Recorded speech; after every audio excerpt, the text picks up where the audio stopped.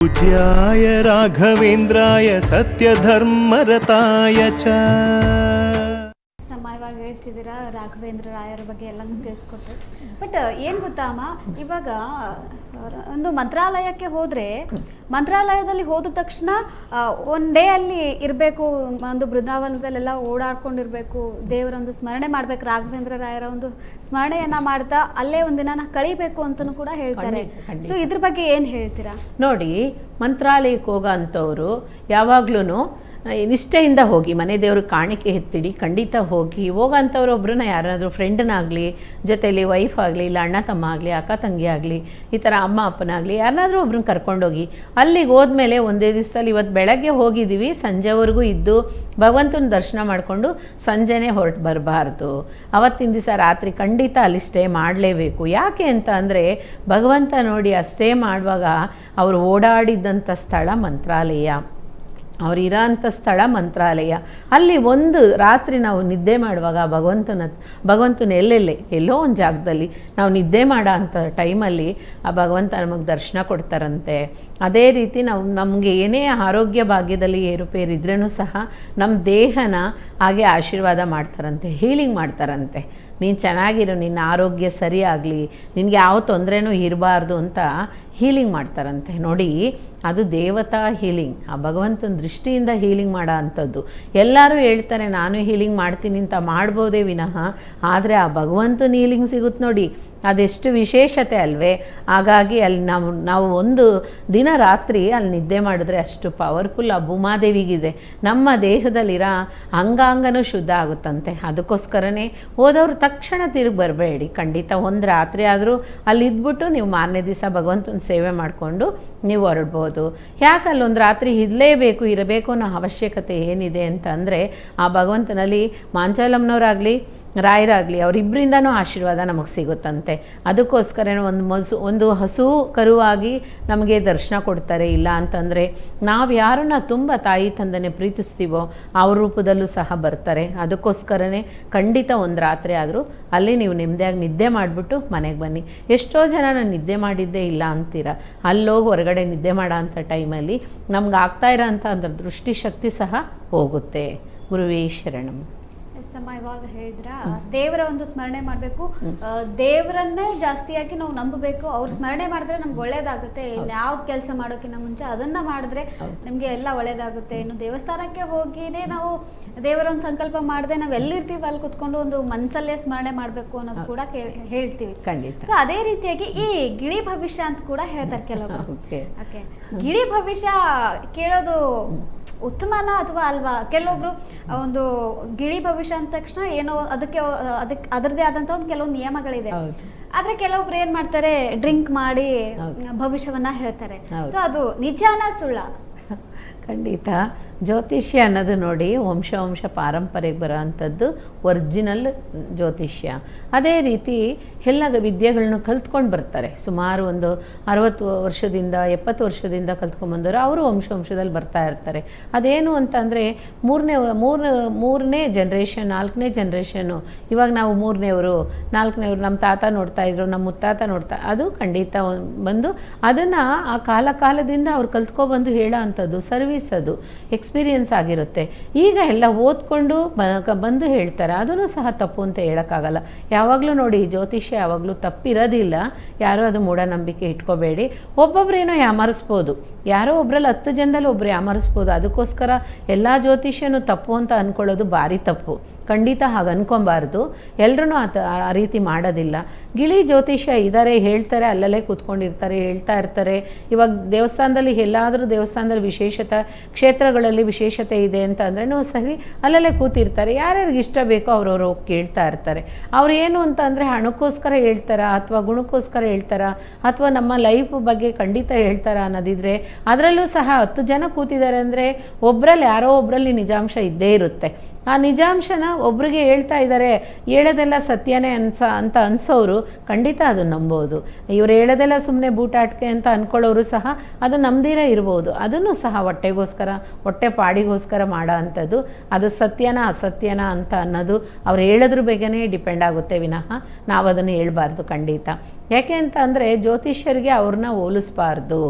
ಜ್ಯೋತಿಷ್ಯರಿಗೂ ಗಿಳಿಶಾಸ್ತ್ರ ಹೇಳೋರ್ಗು ಭಾರಿ ವ್ಯತ್ಯಾಸ ಇದೆ ನೋಡಿ. ಗಿಳಿಶಾಸ್ತ್ರ ಹೇಳೋ ಅಂಥವ್ರು ಜ್ಯೋತಿಷ್ಯರಿಗೆ ಯಾವ ಕಾಲಕ್ಕೂ ಸಂಬಂಧ ಇಲ್ಲ. ಜ್ಯೋತಿಷ್ಯರೆಲ್ಲನೂ ಕಲ್ತ್ಕೊಬಂದಿರ್ತಾರೆ, ಅವ್ರ ಎಕ್ಸ್ಪೀರಿಯನ್ಸ್ ಆಗಿರುತ್ತೆ, ಒಂದೊಂದು ಕಲ್ತ್ಕೊತಾನೇ ಇರ್ತಾರೆ.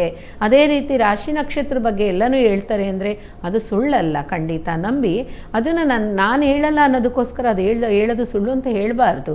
ಕಾರಣ ಏನು ಅಂತಂದರೆ ಜ್ಯೋತಿಷ್ಯನೇ ಬೇರೆ, ಗಿಳಿಶಾಸ್ತ್ರನೇ ಬೇರೆ. ಅದು ಶಾಸ್ತ್ರ ಆಗುತ್ತೆ ವಿನಃ ಜ್ಯೋತಿಷ್ಯ ಅಲ್ಲ. ಅದಕ್ಕೋಸ್ಕರ ಅವ್ರವ್ರಿಗೆ ಬಿಟ್ಟಿದ್ದು. ನಿಮ್ಮ ಏನು ಹೇಳೋದು, ನಿಮ್ಮ ಅನಿಸಿಕೆ ಅದು. ನಾನು ಹೋಗಲೇಬೇಕು ಗಿಳಿಶಾಸ್ತ್ರ ನಾನು ನಂಬ್ತೀನಿ ಅನ್ನೋರು ಖಂಡಿತ ಅಲ್ಲೋ ಕೇಳ್ತಾರೆ. ಇಲ್ಲ ನಾನು ಜ್ಯೋತಿಷ್ಯದಲ್ಲಿ ಕೇಳಿದ್ರೇ ನಾನು ಪರಿಹಾರ ಅಂದರೆ ಖಂಡಿತ ಕೇಳ್ತಾರೆ. ಅದಕ್ಕೂ ಇದಕ್ಕೂ ತುಂಬ ಅಪಾರ ಡಿಫ್ರೆನ್ಸ್ ಇದೆ. ಅದಕ್ಕೋಸ್ಕರ ಡಿಫ್ರೆಂಟಾಗಿರೋ ಅಂಥದ್ದು ಜ್ಯೋತಿಷ್ಯನ ಗಿಳಿಶಾಸ್ತ್ರಕ್ಕೆ ಈಕ್ವಲ್ ಮಾಡಬಾರ್ದು ಖಂಡಿತ. ಆದರೆ ಅದು ಸರಿನಾ ತಪ್ಪಾ ಅನ್ನೋದು ಅವ್ರು ಹೇಳೋದ್ರ ಮೇಲೆ ಡಿಪೆಂಡ್ ಆಗುತ್ತೆ. ಅದು ನಾವು ಹೇಳಬಾರ್ದು ಇಲ್ಲಿ ಕೂತ್ಕೊಂಡು, ಖಂಡಿತ ಹೇಳಬಾರ್ದು. ಅವರು ಹೊಟ್ಟೆಲಿ ಊಟಕ್ಕೋಸ್ಕರ ದಾರಿಗೋಸ್ಕರ ಹುಡುಕ್ತಾರೆ, ಅದನ್ನು ನಾವು ಕಲ್ಲು ಹಾಕಬಾರ್ದು.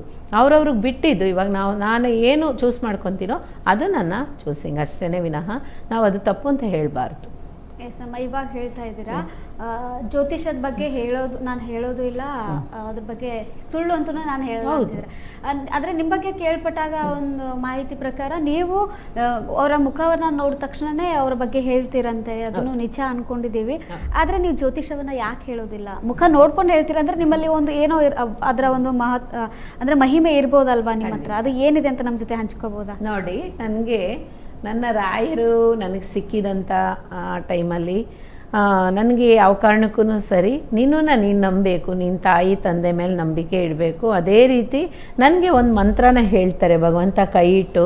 ಆ ಮಂತ್ರದಲ್ಲೇ ನನಗೆಲ್ಲನೂ ಯಾವುದೇ ಸಿಗಬೇಕು ಅಂದ್ರೂ ಆ ಮಂತ್ರದಿಂದನೇ. ಒಬ್ಬರು ನೋಡುವಾಗೆ ಆ ಮಂತ್ರ ನನ್ನ ಕಣ್ಣಿಗೆ ಆಟೋಮೆಟಿಕಾಗಿ ನನ್ನ ಮನಸ್ಸಲ್ಲಿ ಮೈಂಡಲ್ಲಿ ಬಂದ್ಬಿಡುತ್ತೆ. ಫ್ರ್ಯಾಕ್ಷನ್ ಆಫ್ ಸೆಕೆಂಡ್ಸ್ ಅಷ್ಟೇ. ಜ್ಯೋತಿಷ್ಯ ನನಗೆ ಗೊತ್ತಿಲ್ಲ ಅಂತ ಇಲ್ಲ, ಎಲ್ಲ ವಿಷಯನೂ ಗೊತ್ತು, ಆದರೆ ನಾನು ಹೇಳೋದಿಲ್ಲ. ಕಾರಣ ಏನು ಅಂತಂದರೆ ಎಷ್ಟೋ ಜ್ಯೋತಿಷ್ಯರಿದ್ದಾರೆ, ಅವ್ರ ಹತ್ರ ಹೋಗಿ ಕೇಳ್ಕೊಳ್ಳಿ.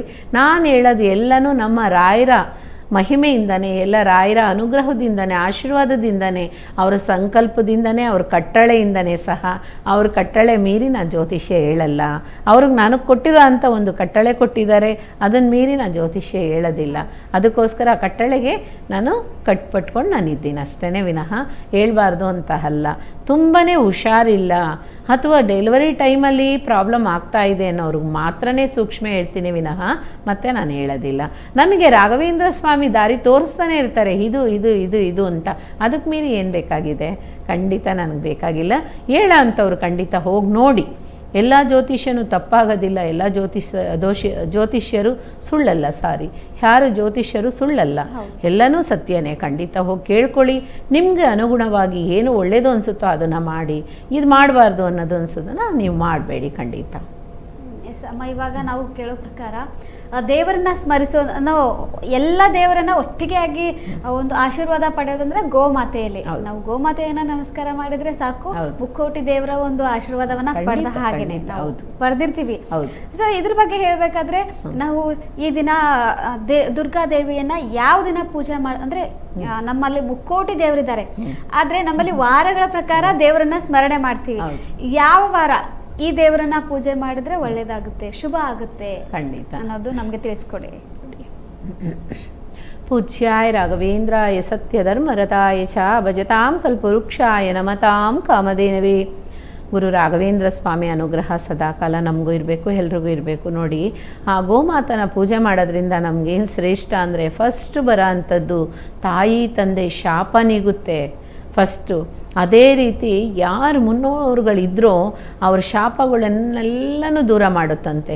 ಅದೇ ರೀತಿ ನಮ್ಮ ಪಾಪ ನಾವು ಮಾಡಿದ್ದಂಥ ಈ ಕ್ಷಣ ಮಾತ್ರದಲ್ಲಿ ಮಾಡೋ ಅಂಥ ಪಾಪನೂ ಸಹ ಪರಿಹಾರ ಆಗುತ್ತಂತೆ. ಅದಕ್ಕಿಂತ ಎಲ್ಲ ವಿಷಯದಕ್ಕಿಂತ ಗರ್ಭಸ್ತ್ರೀ ಶಾಪ ಕನ್ಯೆ ಶಾಪ, ಈ ಥರ ಶಾಪಗಳೆಲ್ಲ ಪರಿಹಾರ ಆಗುತ್ತಂತೆ. ದೋಷ ಮುಖ್ಯ, ಎಲ್ಲ ದೋಷನೂ ಸಹ ಪರಿಹಾರ ಆಗುತ್ತೆ. ಅದರಲ್ಲೂ ಪಿತೃದೋಷ, ಪಿತೃಶಾಪ ಇದೆರಡನ್ನೂ ಫಸ್ಟು ಬಗೆಹರಿಸ್ಬೇಕು ಖಂಡಿತ. ಇದೆರಡು ಇತ್ತು ಅಂದರೆ ಖಂಡಿತ ನಾವು ಮುಂದೆ ಕಾಲಿಡೋದಕ್ಕೆ ಸಾಧ್ಯನೇ ಇಲ್ಲ. ಯಾಕೆ ಅಂತಂದರೆ ಎಲ್ಲ ದೇವ್ರಿಗೂ ನಾವು ಹೋಗಿ ಹೋಗಿ ಹೋಗಿ ಖರ್ಚು ಮಾಡ್ತೀವಿ ವಿನಃ ನಮ್ಗೆ ಯಾವ ವಿಧವಾಗಿದ್ದಂಥ ಬೆನಿಫಿಟು ಇರೋದಿಲ್ಲ. ಕಾರಣ ಯಾಕೆ ಅಂತಂದರೆ ತಾಯಿ ತಂದೆಗೂ ಆ ಶಾಪನೂ ಪಾಪ ಆಗಲಿ ಅದನ್ನು ಮುಕ್ತಿ ಮಾಡಿದಿರ ನಾವು ಎಲ್ಲೇ ಹೋದ್ರೂ ಸಹ ಸಕ್ಸಸ್ ಆಗೋದಿಲ್ಲ. ಹಾಗೆ ಹೇಳ್ತಾರೆ ಗೋಮಾತಾ ಪೂಜೆ ಮಾಡಿ ಆ ಶಾಪ ಎಲ್ಲ ವಿಮುಕ್ತಿ ಆಗುತ್ತೆ ಅಂತ. ಖಂಡಿತ ಸತ್ಯ. ಮಂತ್ರಾಲಯಕ್ಕೆ ಹೋದ್ರೂ ಸಹ ನೀವು ಗೋಮಾತಾ ಪೂಜೆ ಮಾಡ್ಬೋದು. ಅದೇ ರೀತಿ ಎಲ್ಲಿಗೆ ಯಾವ ಕ್ಷೇತ್ರಕ್ಕೆ ಹೋದ್ರೂ ಸಹ ಅದಿದ್ದೇ ಇರುತ್ತೆ ಖಂಡಿತ. ಅದನ್ನು ನೀವು ಮಾಡಿ. ಕಾರಣ ಏನು ಅಂತ ಅಂದರೆ ಗೋಮಾತಾ ಪೂಜೆ ಮಾಡೋದ್ರಿಂದ ಸುಮಂಗಲಿ ಸ್ಥಾನವೂ ಸಹ ಸಿಗುತ್ತೆ. ಆರೋಗ್ಯದಲ್ಲಿ ಎಂಥದ್ದೇ ಆರೋಗ್ಯ ಪ್ರಾಬ್ಲಮ್ ಆಗಿರಲಿ, ಆದರೆ ದೊಡ್ಡ ದೊಡ್ಡ ಪ್ರಾಬ್ಲಮ್ಗಳು ಬಂದಿರೋರು ಇವಾಗ ನಮಗೆ 4ನೇ ಸ್ಟೇಜಲ್ಲಿದೆ ಕ್ಯಾನ್ಸರ್ ಅಂತ ಅನ್ನೋರು ಹೋಗ್ಬಿಟ್ಟು ನಾವು ಮಾಡಿಬಿಟ್ರೆ ಉಳ್ಕೊಬಿಡ್ತೀವಿ. ಅಥವಾ ಬಂದು ಕಿಡ್ನಿ ಫೇಲರ್ ಆಗಿರುತ್ತೆ, ಹಾರ್ಟ್ ಪ್ರಾಬ್ಲಮ್ ಆಗಿರುತ್ತೆ.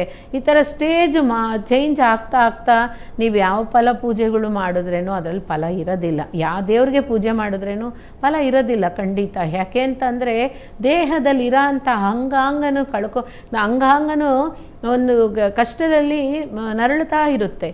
ಆವಾಗ ಆ ದೇವ್ರ ಹತ್ರ ಹೋಗಿ ನೀವು ಬೇಡುವಾಗ ಆ ದೇವ್ರ ಅರ್ಧ ಡಾಕ್ಟರ್ ಅರ್ಧ. ನೀವು ಅದನ್ನು ಕೈ ಬಿಟ್ಕೊಳ್ಳೋದಕ್ಕೆ ಕಾರಣ ನೀವಾಗೇ ಇರ್ತೀರ ವಿನಃ ದೇವರಲ್ಲ. ಆ ಸಮಯದಲ್ಲಿ ನೀವು ಯಾಮಾರಿ ಇರ್ತೀರ, ಹಾಗೆ ಇರಬಾರ್ದಾಗಿತ್ತು. ಆದರೆ ನೋಡಿ ಅದರಲ್ಲೂ ಸಹ ರಾಘವೇಂದ್ರ ಸ್ವಾಮಿ ಆಶೀರ್ವಾದ ಖಂಡಿತ ಸಿಕ್ತು ಅಂದರೆ ಅದರಿಂದನೂ ಸಹ ಬಂದವರು ಎಷ್ಟೋ ಜನ ಇದ್ದಾರೆ. ಕ್ಯಾನ್ಸರಿಂದನೂ ಭಗವಂತ ಕಾಪಾಡಿದ್ದಾರೆ, ಕಿಡ್ನಿ ಫೇಲ್ಯೂರಿಂದನೂ ಕಾಪಾಡಿದ್ದಾರೆ. ಆದರೆ ತುಂಬಾ ಅದು ಪ್ರಾಬ್ಲಮ್ ಆಗ್ಬಿಟ್ಟಿದೆ ಅನ್ನೋರನ್ನ ಖಂಡಿತ ಅದನ್ನು ಕಾಪಾಡೋಕ್ಕೆ ಸಾಧ್ಯನೇ ಇರೋದಿಲ್ಲ. ಆಮೇಲೆ ದೇವ್ರ ಮೇಲೆ ನಿಂದನೆ ಒರೆಸ್ಬೇಡಿ ಖಂಡಿತ. ಆ ರೀತಿ ಎಲ್ಲ ಇರುತ್ತೆ. ಅದಕ್ಕೋಸ್ಕರನೇ ಗೋಮಾತಾ ಪೂಜೆ ಅನ್ನೋದು ಶ್ರೇಷ್ಠ. ಖಂಡಿತ ನೀವು ಕೃಷ್ಣ ದೇವರಿಗೆ ಕೂರಿಸ್ಕೊಂಡು ಆ ಕೃಷ್ಣ ಪರಮಾತ್ಮನಿಗೆ ಪೂಜೆ ಮಾಡಿದಂತಲೇ ಅರ್ಥ. ಅದಕ್ಕೋಸ್ಕರ ಗೋಮಾತಾ ಪೂಜೆ ಮಾಡಿ ತುಂಬ ಒಳ್ಳೆಯದಾಗುತ್ತೆ. ಎಲ್ಲ ದೋಷ ಕರ್ಮ ಪರಿಹಾರ ಆಗುತ್ತೆ. ಖಂಡಿತ ನಿಷ್ಠೆಯಿಂದ ಕುಟುಂಬ ಬಾಳ್ಬೋದು. ಇದನ್ನು ನೋಡಿಕೊಂಡು ಕೂಡ ಅನೇಕ ಜನರು ನಿಮ್ಮನ್ನು ಸಂಪರ್ಕ ಮಾಡ್ತಾ ಇದ್ದಾರೆ, ತಮ್ಮ ಸಮಸ್ಯೆಗಳನ್ನು ಹೇಳ್ತಾ ಇದ್ದಾರೆ, ಅದಕ್ಕೆ ಪರಿಹಾರ ಕೂಡ ನೀವು ಹೇಳ್ತಾ ಇದ್ದೀರಾ. ಸೊ ಅದೇ ರೀತಿಯಾಗಿ ಕೇಳೋದಾದ್ರೆ ನೀವು ಪ್ರತಿದಿನ ನಿಮಗೆ ಬರ್ತಿರ್ತಕ್ಕಂಥ ಭಕ್ತರ ಬಗ್ಗೆ ಅದು ಮುಖ ನೋಡಿಕೊಂಡೇ ನೀವು ಅವರ ಒಂದು ಸಮಸ್ಯೆಗಳನ್ನು ಹೇಳ್ತಿರಂತೆ ಪರಿಹಾರ ಮಾಡ್ಕೊಳ್ಳೋದಕ್ಕೆ ಯಾವ ರೀತಿಯಾಗಿರುತ್ತಮ್ಮ ನಿಮ್ಮ ದಿನನಿತ್ಯದ ಒಂದು ಅಂದರೆ ಯಾವ ರೀತಿಯಾಗಿ ನಡ್ಸ್ಕೊಂಡು ಹೋಗ್ತಾರೆ? ನಾನು ಒಂದು ಆಫೀಸ್ ಇಟ್ಕೊಂಡಿದ್ದೀನಿ. ಸುಮ್ಮನೆ ಜಸ್ಟ್ ಚಿಕ್ಕದಾಗಿ ಆಫೀಸ್ ಇಟ್ಕೊಂಡಿದ್ದೀನಿ. ಒಂದು 4 ಜನ ಬಂದರೆ ಕೂತ್ಕೋಬೋದು. ಆ ಥರ ಒಂದು ಡಿಸ್ಕಷನ್ ಅಷ್ಟೇ. ಯಾಕೆಂದರೆ ಒಂದು ಕುಟುಂಬ ಒಳಗಡೆ ಬಂದಿದ್ದಾರೆ ಅಂದರೆ ಬೇರೆ ಕುಟುಂಬನ ಒಳಗಡೆ ನಾನು ಕೂಡಿಸೋದಿಲ್ಲ. ಒಂದು ಕುಟುಂಬಕ್ಕಾಗಲಿ ಒಂದು ಪ್ರಾಬ್ಲಮ್ ಇದೆ ಅಂದರೆ ಅವ್ರು ಫುಲ್ಲಾಗಿ ಅವ್ರು ಕೇಳ್ಕೋಬೇಕು. ಅದೇ ರೀತಿ ಅವ್ರಿಗೆ ಏನಿದೆಯೋ ಅರ್ಥನ ಅದ್ರ ಬಗ್ಗೆ ಎಲ್ಲ ಅರ್ಥ ಮಾಡ್ಕೊಬೇಕು. ಅದಕ್ಕೋಸ್ಕರನೇ ಒಂದು ಕುಟುಂಬ ಮಾತ್ರನೇ ಅವರಿದ್ದೆಲ್ಲ ವಿಷಯ ಮಾತಾಡೋದ್ರಿಂದ ಬೇರೆಯವ್ರಿಗೆ ಅಲ್ಲಿ ಅವಕಾಶ ಇರೋದಿಲ್ಲ. ಬೇರೆಯವ್ರು ನಾನು ಕೂಡಿಸೋದು ಇಲ್ಲ. ಕಾರಣ ಅವ್ರಿಗೇನು ಗೊತ್ತಾಗಬಾರ್ದು. ಅದೇ ರೀತಿ ಗೊತ್ತಾಯಿತು ಅಂತಂದರೆ ಅವರು ಒಂಥರ ಫೀಲ್ ಮಾಡ್ಕೊತಾರೆ. ಯಾಕೆಂದರೆ ಅವ್ರಿಗೆ ಇಷ್ಟೊಂದು ಕಷ್ಟ ಇದೆಯಾ, ಇಷ್ಟೊಂದು ನರಳುತ್ತಾ ಇದ್ದಾರೆ, ಅವ್ರಿಗಿಂತ ನಾವೇ ಬೆಟರ್ ಅನ್ನೋ ಥರ ಎಲ್ಲ ಒಂದೊಂಥರ ಹೀಗೋ ಬಂದ್ಬಿಡುತ್ತೆ. ಹಾಗಾಗಿ ಕಾರಣ ಏನು ಅಂತಂದರೆ ಅಲ್ಲಿರೋ ಅಂಥ ಸ್ಥಾನದಲ್ಲಿ ಒಂದು ಫ್ಯಾಮಿಲಿ ಬಂದರೆ ಸಾಕು. ಇಲ್ಲ ಅಂತಂದರೆ ಒಬ್ಬರೇ ಬರ್ತಾರೆ, ಅವ್ರ ಬಗ್ಗೆ ತಿಳ್ಕೊತಾರೆ ಅಂತಂದರೆ ಅವರೊಬ್ಬರೇ ಸಾಕು. 4 ಜನ 5 ಜನ ಬರಬೇಕಾಗಿರೋ ಅವಶ್ಯಕತೆ ಇಲ್ಲ. ಒಂದು ಕುಟುಂಬದಿಂದ ಒಬ್ಬರು ಬಂದ್ರೇ ಆ ಕುಟುಂಬಕ್ಕೆ ಏನೆಲ್ಲ ಪ್ರಾಬ್ಲಮ್ ಇದೆ ಅವ್ರು ನೀಟಾಗಿ ಕೇಳಿಕೊಂಡು ಅದನ್ನು ಪರಿಹಾರ ಮಾಡಿಕೊಂಡ್ರೆ ತುಂಬ ಒಳ್ಳೆಯದು. ನೋಡಿ, ದೋಷಗಳಾಗಲಿ ಪಾಪಗಳಾಗಲಿ ನಾನು ಮಾಡೋದಿಲ್ಲ. ಕರ್ಮ ಅದು ಪೂಜೆನ ಯಾವ ಪೂಜೆನ ನಾನು ಮಾಡೋದಿಲ್ಲ. ಮಾಡೋದು ಪೂರ್ತಿ ರಾಘವೇಂದ್ರ ಸ್ವಾಮಿಗೋಸ್ಕರನೇ, ರಾಘವೇಂದ್ರ ಸ್ವಾಮಿಯಿಂದನೇ ಎಲ್ಲ ನಾನು ಸರಿ ಮಾಡಿಕೊಡೋದು. ಆ ಥರ ನಂಬಿಕೆ ಇರೋರು ಮಾತ್ರನೇ ಬರ್ತಾರೆ ಅಷ್ಟೇ. ಅದೇ ರೀತಿ ಬರೋ ಅಂಥವ್ರಿಗೆ ಯಾವ ರೀತಿ ಅವ್ರನ್ನ ನೋಡುವಾಗ, ಅವ್ರ ಮುಖ ಆಗಲಿ ನೋಡುವಾಗ, ಅವ್ರ ಭಾವನೆಗಳಾಗಲಿ ನೋಡುವಾಗ ಅವ್ರು ಇದೇ ರೀತಿ ಇದ್ದಾರೆ ಅಂತ ಹೇಳೋ ಅಂಥ ಶಕ್ತಿ ನನಗೆ ಆ ಭಗವಂತ ಕೊಟ್ಟಿದ್ದಾನೆ. ಅದೇ ರೀತಿ ಮುಖ ನೋಡಿ ನಾನು ಯಾಕೆ ಹೇಳ್ತೀನಿ, ಕೈಯಲ್ಲಿ ಮಂತ್ರನೂ ಸಹ ಬರಿತೀನಿ. ಯಾಕೆ ಹೇಳ್ತೀನಿ ಅಂದರೆ ಆ ಭಗವಂತ ಕೊಟ್ಟಿದ್ದಂಥ ಅಕ್ಷಯ ಪಾತ್ರೆ ನನಗೆ, ಆ ಭಗವಂತ ಕೊಟ್ಟಿರೋಂಥ ಜ್ಞಾನ ಖಂಡಿತ. ಅವ್ರಿಗೆ ಕೋಟಿ ಕೋಟಿ ಕೋಟಿ ನಮಸ್ಕಾರ ಸ್ವಾಮಿ. ಅದೇ ರೀತಿ ಯಾವ ಕಾರಣಕ್ಕೂ ಸರಿ ನಾವು ಮಾಡೋ ಅಂಥದ್ದನ್ನು ಒಂದು ಮುಖ ನೋಡಿ ಮುಖ ರಾಶಿಲಾಗಲಿ, ಅದೇ ರೀತಿ ನೋಡಿ ವಾಯ್ಸ್ ಮೆಸೇಜ್ ಇಟ್ಕೊಂಡು ಸಹ ನಾನು ಮಾತಾಡ್ತೀನಿ, ಅವ್ರ ಧ್ವನಿ ಇಟ್ಕೊಂಡು ಸಹ ಮಾತಾಡ್ತೀನಿ. ಅದೇ ರೀತಿ ಯಾವುದೇ ಒಂದು ಕಾರಣಕ್ಕೆ ಅವ್ರ ಮನೇಲಿ ಯಾವುದೋ ಒಂದು ಸಮಸ್ಯೆ ಇದೆ, ನನ್ನ ಹತ್ರ ಹೇಳ್ಕೊಳಕ್ಕೆ ಆಗ್ತಾನೇ ಇಲ್ಲ ಅಂದ್ರೂ ಸಹ ನನಗೆ ಅದು ಸಹ ಗೊತ್ತಾಗುತ್ತೆ. ಇವ್ರು ಮನಸ್ಸಲ್ಲಿ ಇಟ್ಕೊಂಡಿದ್ದಾರೆ ಹೇಳ್ತಾ ಇಲ್ಲ ಅಂತ ನಾನೇ ಅದನ್ನು ಓಪನ್ ಆಗಿ ಹೇಳ್ಬಿಡ್ತೀನಿ, ಈ ಥರ ಇದ್ದೀರಾ ಅಂತ. ಹೌದು ಅಂತಾರೆ. ಆ ಥರ ಒಂದೊಂದು ವಿಷಯಕ್ಕೂ ಮುಖಭಾವನೆ, ಅದಕ್ಕೋಸ್ಕರ ನಾವು ಕೋಪ ಪಟ್ಕೊಂಡು ಮುಖಭಾವನೆ ತೋರಿಸೋದು, ಖುಷಿಯಿಂದ ಇರೋದು ಅಲ್ಲ. ಹಾಗಾಗಿ ಆ ಮುಖಭಾವನೆ ಅನ್ನೋದು ಆಳವಾಗಿದ್ದಂಥ ಕಷ್ಟ ಸಹ ತೋರಿಸ್ಕೊಡುತ್ತೆ. ಅದಕ್ಕೋಸ್ಕರನೇ ಹೇಳೋದು, ಯಾವಾಗಲೂ ನಗ್ನಗ್ತಾ ಇರಿ, ನಕ್ಕೊಂಡೇ ಇದ್ದರೆ ಬರೋಂಥ ಕಷ್ಟ ನಮ್ಮ ನಗು ನೋಡಿ ಅದು ದೂರ ಹೋಗುತ್ತಂತೆ. ಯಾವಾಗಲೂ ಹತ್ಕೊಂಡೇ ಇದ್ದರೆ ನಾವು ಇವು ಸೂಪರಾಗಿ ನನಗೋಸ್ಕರನೇ ಸ್ಥಾನ ಕೊಡ್ತಾ ಇದ್ದಾರೆ, ಅಳ್ತಾನೆ ಇದ್ದಾರೆ, ನಾನು ಹೋಗಿ ಸೇರ್ಕೋಬೋದು ಅಂತ ಆ ಕಷ್ಟ ನಮ್ಮ ಹತ್ರನೇ ಬರ್ತಾ ಇರುತ್ತಂತೆ. ಅದಕ್ಕೋಸ್ಕರ ನಗ್ನಗ್ತಾ ಇರಿ, ಹೆಣ್ಮಕ್ಳಾಗಲಿ ಗಂಡ್ಮಕ್ಳಾಗಲಿ, ಊಟ ಮಾಡಿರಲಿ ಮಾಡದಿರ ಇರಲಿ, ಸಂತೋಷ ಖುಷಿಯಿಂದ ಮುಖಭಾವನೆಯನ್ನು ತೋರಿಸಿ, ಖಂಡಿತ ಒಳ್ಳೆಯದಾಗುತ್ತಮ್ಮ. ಪೂಜ್ಯಾಯ ರಾಘವೇಂದ್ರಾಯ ಸತ್ಯ ಧರ್ಮರತಾಯ ಚ